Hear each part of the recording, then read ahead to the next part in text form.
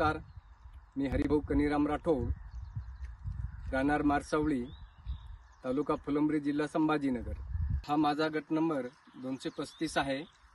पूर्वी यामध्ये खरीप पिकामध्ये आम्ही बाजरी, मक्का, उडीद असे पिकं घेत होतो, परंतु मधल्या काळामध्ये नाबार्ड आणि सावित्रीबाई फुले एकात्म समाज मंडळाने पाणी अडवा पाणी जिरवा या उपक्रमामुळे आमच्या विहिरीची पाणी पातळी वाढल्यामुळे आम्ही या टमाटा पिकाकडे आलो आणि 1 जून 2025ला मी टमाट्याची 1 एकरची लागवड केली।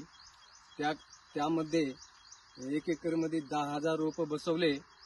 साधारणतः मला 1 लाखाचा खर्च त्यात आलं आणि त्यामध्ये आता तोडा चालू असताना किमान मला 5 लाख रुपये उत्पन्न मिळाला आणि अजूनही 2-2.5 लाख रुपये मिळणार आहे।